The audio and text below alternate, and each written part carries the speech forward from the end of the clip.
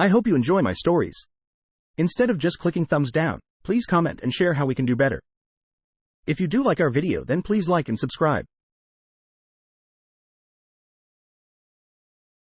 In my wildest dreams, I never thought I'd be in a war with the Homeowners Association.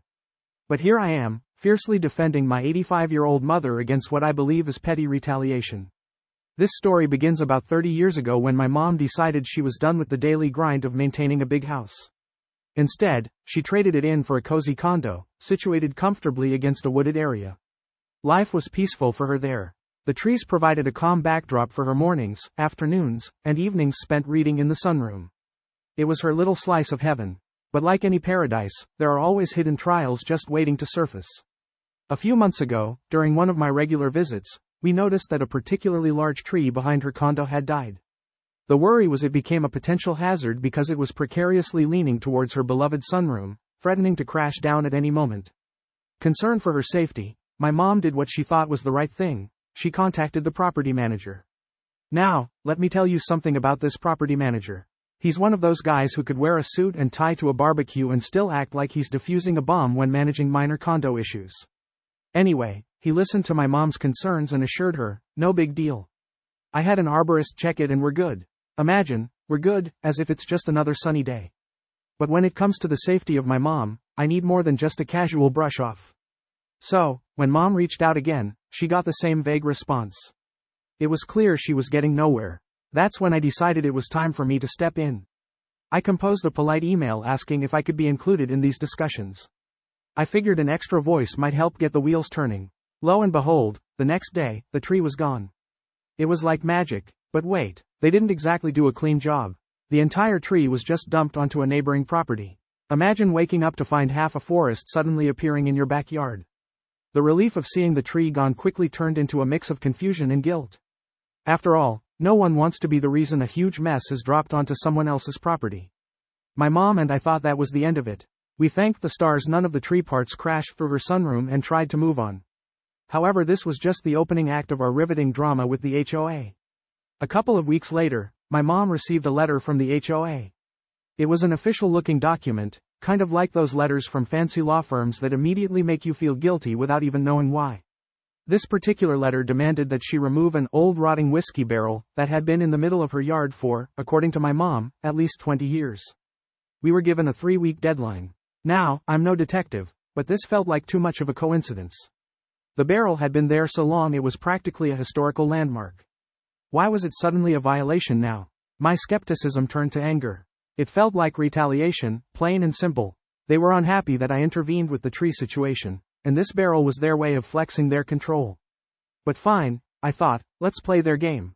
I went over to my mom's place and together we got rid of the barrel. As much as I wanted to just untangle from this mess, I couldn't shake off the feeling of being wronged. Worse, I was furious that my mom was stressed out over a situation she shouldn't have been in. I gathered all the pictures and documents. I'm a meticulous record keeper when it comes to stuff like this. I kept everything from the initial emails and the responses to the pictures of the ominously leaning tree in the aftermath of the removal. I even took photos of the old whiskey barrel for good measure. But gathering evidence was just step 1. Step 2? Deciding what to do next. There is a board that oversees the HOA, but I hadn't contacted them yet. I was weighing the pros and cons, imagining the stress and the bureaucracy I'd have to deal with if I escalated this. My wife, ever the voice of reason, suggested meeting with a couple of neighbors who might also be under the iron thumb of our charming property manager. Maybe if we united, we'd have a louder voice. My mom, who's always avoided conflict, reluctantly agreed. It was unusual for her to be on the offensive, but she trusted me to do what's right. Several of our neighbors had similar stories, unreasonable demands and nitpicking whenever they asked the property manager for anything. It was like the HOA had a personal vendetta against anyone who dared to question them. With some encouragement, we formed a small group and decided to present our case to the board. Our first meeting could have given any courtroom drama a run for its money. We had our evidence, and they had their self-righteous indignation. When it was our turn, I presented our collected stories, my mom's in particular. Here's what I don't understand. Why now? Why this barrel that's been sitting here for 2 decades? I asked, showing a photo of the barrel in its dilapidated glory. They had no proper answer, just corporate jargon about maintaining property values. But what hit home was when my mom, in her soft but steady voice, shared how stressful the entire ordeal had been for her. "All I asked was for help with a dangerous tree," she said. "I've lived here for 30 years, and this is the first time I've ever felt targeted." It was a scene out of a movie. You could hear a pin drop. The board members exchanged glances, clearly flustered. They were expecting a simple disgruntled resident complaint, not an organized group with documented evidence and emotional testimony. Eventually, the head of the board apologized for any stress caused and promised to review our concerns in detail. I wish I could say that was the triumphant end, but if living here has taught me anything, it's that change comes slowly. The property manager still works there, but we're ever watchful now. We're considering putting up a notice board for the community to voice their concerns more freely. It's not a grand rebellion, but maybe it's the start of reclaiming some peace. After all, my mom moved here for serenity, and I'll be damned if I let an HOA take that away from her. So, if you've made it this far, take my advice. If your HOA comes at you with what feels like an unfair or petty complaint, don't just roll over. Gather your facts, rally your community, and fight back. Who knows? You might find that you're not just fighting your battle but the battle of many who simply needed a voice. Maybe this small victory is a lesson, not just for us, but for anyone who finds themselves fighting against seemingly arbitrary authority. And as for me and my mom, we keep moving forward, eyes wide open. The problem is really the board that is backing the property manager with all of his crap. At some point there will end up being lawsuits filed. If that tree had fallen and caused damage, they would be on the hook for it. And perhaps that needs to be explained to the morons on the HOA board. There were other commentators that went on to say that she wasn't being targeted and that once a violation is noticed then they have the responsibility to do something about it. The problem with that theory is the fact of harassment by the property manager for making him do his job. He should be fired.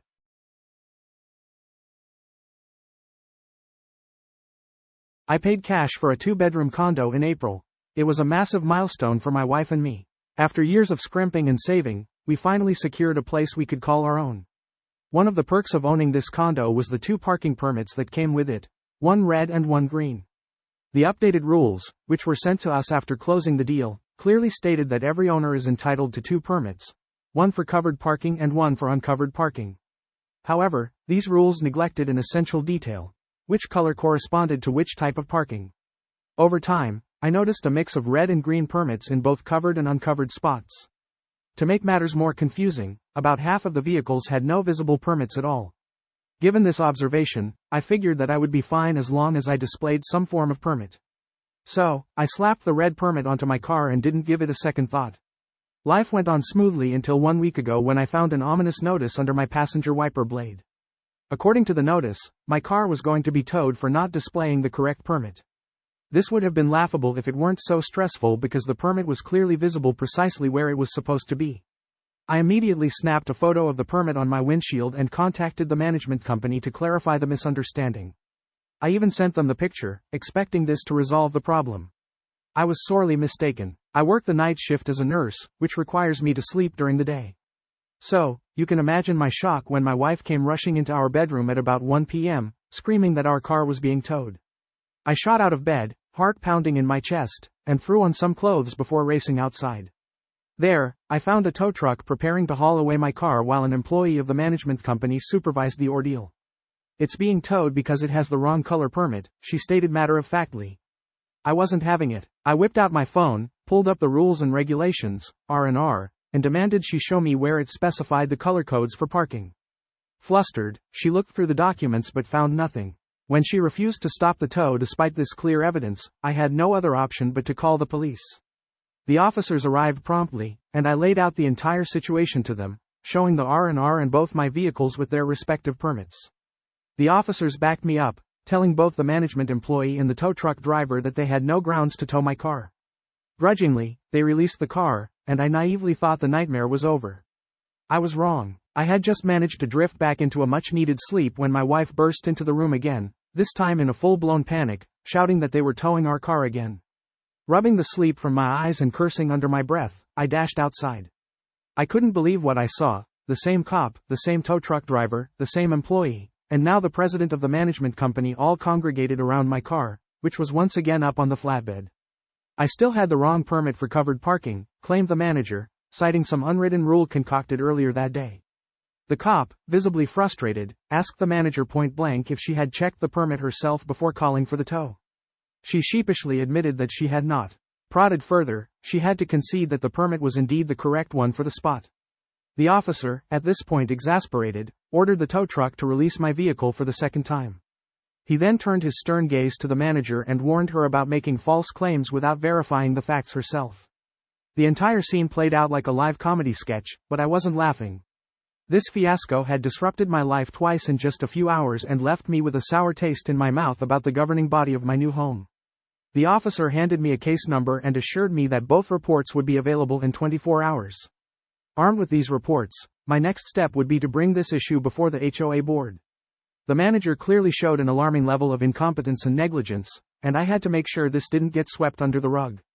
The following day, I gathered all my documentation, the photo evidence, the police reports, and the R&Rs.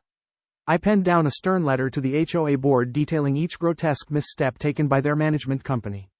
I highlighted the chaos, stress, and sheer absurdity that had ensued and attached every piece of evidence I had. With everything compiled, I finally walked into the monthly HOA meeting, fueled by rage but composed enough to present my case. Standing in that room, I laid bare the incompetency and negligence of the management team. The board members looked stunned as I recounted every maddening detail. With every point I made, their expressions changed from curiosity to outrage. "How could this have happened?" one board member exclaimed. "They nearly towed my car twice in one day based on a non-existent rule." I replied sharply. The board president, visibly troubled, apologized profusely and assured me that they would conduct a formal review. The manager who had called for the tow fidgeted nervously, knowing full well her goose was probably cooked. The mere fact that she had summoned a tow truck not once, but twice, without any concrete basis, was beyond negligent, it was malicious. And so, a formal investigation was launched. The management employee and the company president were both suspended pending review. When the final report came in, it was scathing, listing the numerous procedural lapses and a clear violation of residents' rights. The HOA board, having no other choice, terminated their contract with the management company and appointed a new team to take over. The former president of the management company faced further repercussions. Residents, incensed by the whole ordeal, filed complaints against her, and she was later investigated for fraud and professional misconduct. The weight of numerous testimonies and evidential documents led to her losing her license. The employee who had instigated the entire towing chaos was fired without any severance. Meanwhile, I continued to live in my condo, relieved but wary of what further nonsense might lie ahead. But I took solace in having fought back and made a meaningful change, ensuring that such a debacle wouldn't befall another unsuspecting homeowner. The HOA board now worked tirelessly, reviewing and revising policies to make them crystal clear, leaving no space for arbitrary interpretations.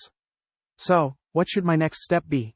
It's difficult to say. Perhaps I'll continue my fight to make sure every homeowner is informed and empowered. Maybe I'll keep a close eye on the new management to ensure efficiency. Wow, okay, I can see the issue with the wrong colored permit once. Twice in one day is just revenge, plain and simple. The cop made them look bad, your car was going to get towed. It is probably not worth filing a suit because all you have at that point is lack of sleep. This kind of thing happens when you allow the incompetent to rise to a level of power that affects others. Glad to see that the board not only sided with you but went so far as to get rid of the idiots.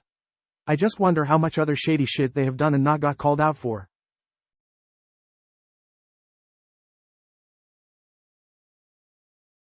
When I first bought my house 4 years ago, it felt like a dream come true. The price was amazing, probably because of all the crazy stuff happening with COVID. I got a sweet deal for sure. But, of course, nothing's perfect, right? Guess what my big problem is? Yup, you guessed it. The HOA. I gotta admit, I love my house. The view from my backyard is just breathtaking. I'm not planning to move anytime soon. But, man, the HOA is driving me nuts. Seriously, they've changed management 3 times since I moved in. Can you believe that? Third time's supposed to be the charm, or whatever, but it's just getting worse. At first, when I moved in, the HOA fees were $45 a month. Seemed reasonable, right? I thought, okay, I can handle that. So, I set up auto pay to make my life easier. Who wants to remember to pay another bill each month anyway? But then, out of nowhere, they start hiking up the fees. Now I'm paying $72 a month. That's almost double what I started with. And, my neighborhood isn't even that amazing. The streets are full of cracks, and the sidewalks look like they haven't been fixed since forever. The park, what a disaster. The playground looks like it's from the Stone Age or something, with rusty swings and broken slides. How do they think they can justify raising the prices when everything looks so crappy? I remember this one time I met up with some of my neighbors to talk about the HOA. We all agreed it was a joke. I mean, what are we even paying for? One guy, Mr. Thompson, who's lived here for like 10 years, said he's never seen any real improvements. Just new faces in the management office every so often. Oh, and do you know how annoying it is to keep track of which company is running the show? Every time I finally get a handle on who to call for a problem, they switch again. Last summer, I had this huge argument with one of the new HOA reps. I was so fed up. I pointed out all the issues, the cracks in the streets, the ancient playground, everything. And do you know what she said? We're working on it, sir. These things take time. I rolled my eyes so hard I thought they'd get stuck.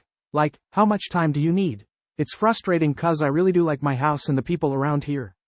We've got some great neighbors. The Johnsons next door always invite us over for barbecues, and Mrs. Martinez down the street bakes the best cookies. It's just this HOA business that ruins it. One weekend, I was out mowing my lawn when my friend Kyle came by.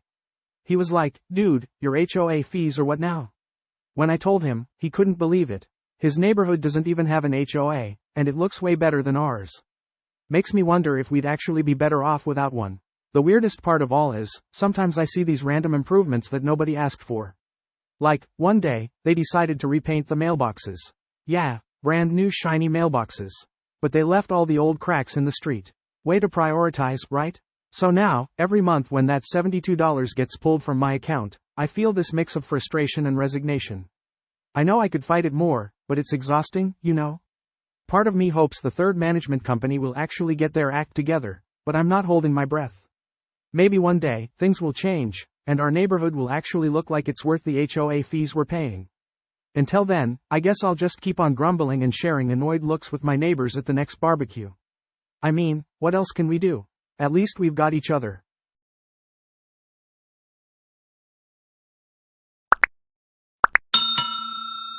I would like to thank you for watching the video to the end. To encourage us to make more videos, please like, subscribe, comment, as well as share. Check out this other video if you haven't already.